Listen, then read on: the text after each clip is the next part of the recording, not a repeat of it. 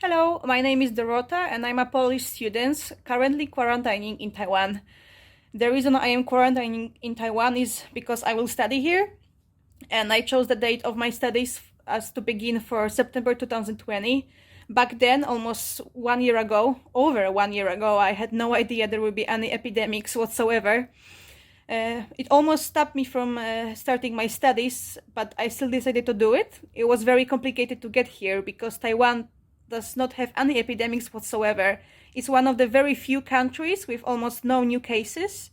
And for now, they had only 500 or 600 cases in total, which is very low. This is why they are not very willing to accept newcomers. However, for students and people working here or maybe having other personal reasons, it was possible, but only under strict entry requirements, which is what I'm doing now. In this video, I will show you how it looks like, this entire process, how to get to this country, which is totally closed.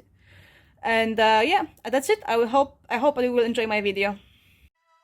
First, I think I should explain why Taiwan in the first place. I visited the country first time in 2017 and I absolutely fell in love with it. It's like I was hitchhiking there. It was one of my first solo trips and I met so many amazing people. It was almost a shock for me to what extent you can care for the other human, which is, in my opinion, probably one of the reasons why they don't really have these epidemics that much, because they really care for each other. Of course, that was my impression. And of course, it was also a very beautiful place, like lots of nature, almost not polluted at all.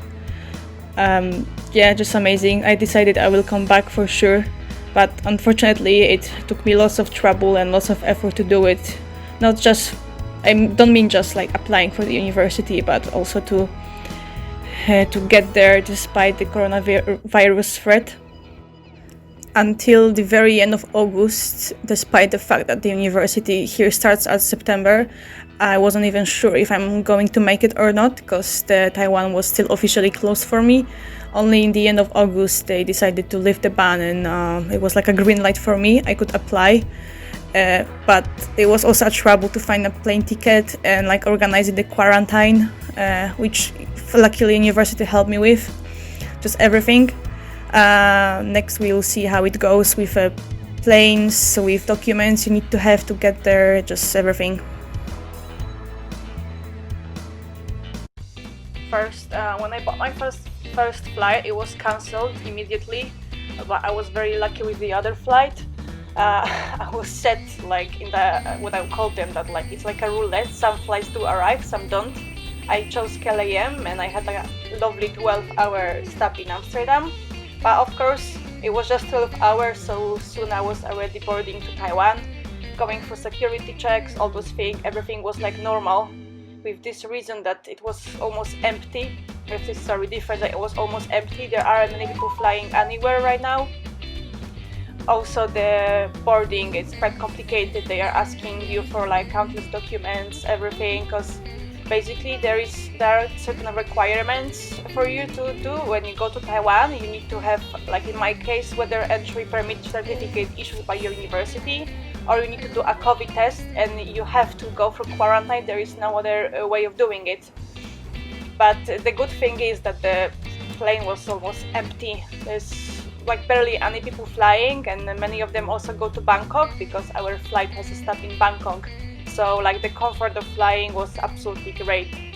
Like I was thinking like, wow, it's almost nothing. I never flew like this before. It was so comfortable, empty, like nothing, like just, well, goodbye Amsterdam, it was nice to see you. This is how you sleep to make it proper. If you don't want to, of course, see the views, which are amazing. Yeah, it takes some time, but soon you arrive and then you go.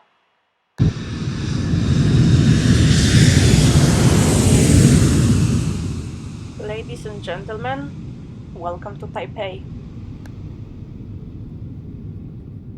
So these are the documents you need to have in order to enter. First is my visa.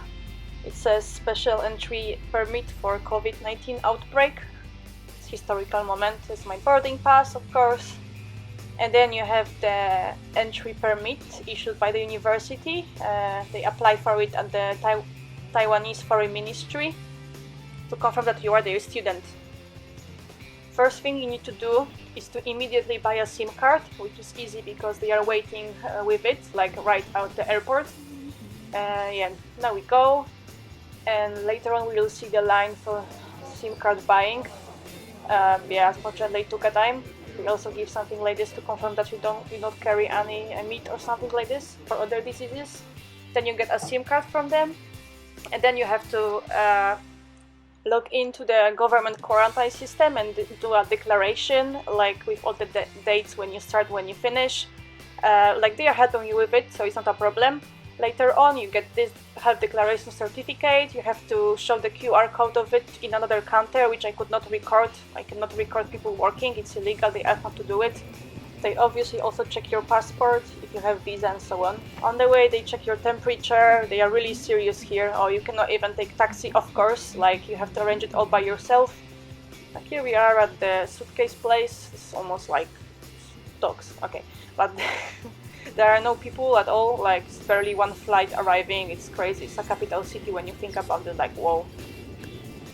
I'm supposed to search for overseas students reception counter to show them my entry certificate. If I not do it, they may call the police and so on. So they are very strict with it. Then they will take me to the arranged taxi and then to the hotel. Here I am, searching for the counter. It's funny, like when I see the cleaning ladies, they stop and let me go first because they are afraid of getting in touch with anyone. And after a short chit chat with the people from the counter, they are packing us, this other student with me, to the taxi. Everything is organized here very well. In the taxi there is last time to have a little chat. It's one of the few chats I'm gonna have in next 2 weeks, unfortunately. We arrived at the hotel at the special reception desk. No one else stops here, and they're gonna disinfect us and our suitcases, and then we go to the lift and go to our room, and we do not leave it in 2 weeks.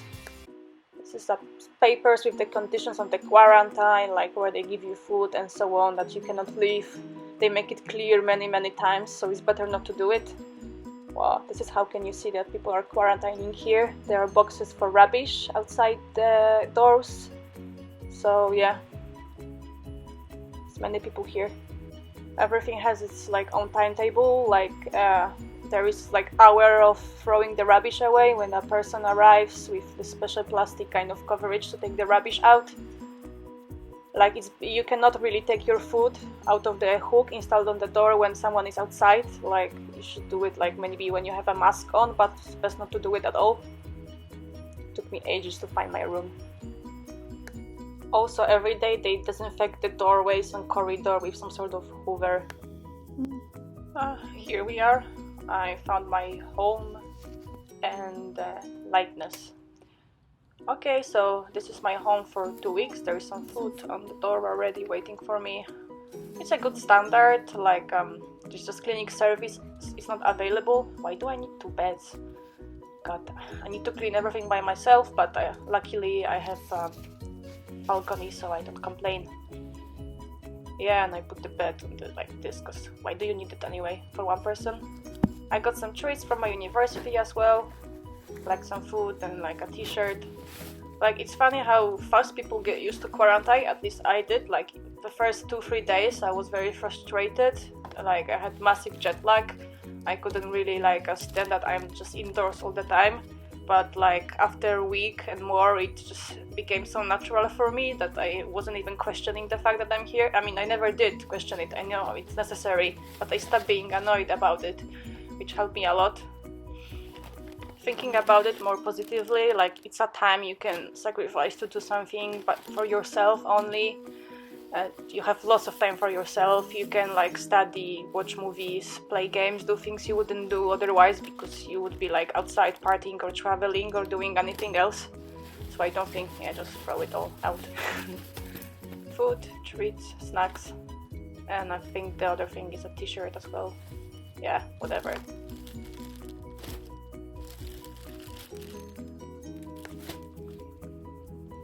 Yeah, my university.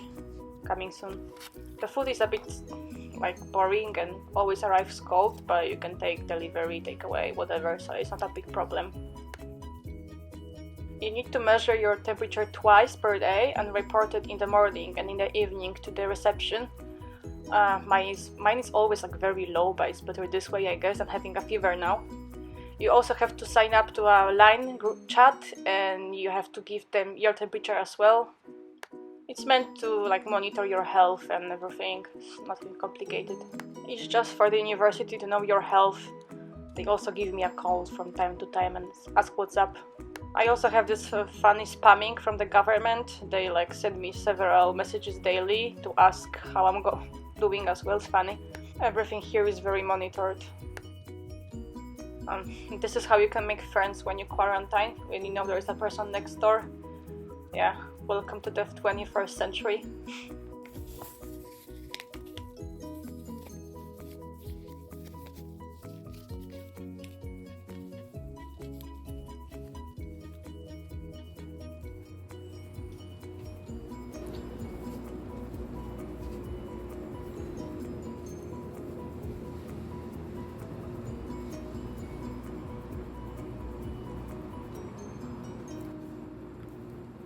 Boom, I threw it. It actually did work. I got a friend there. We could chat.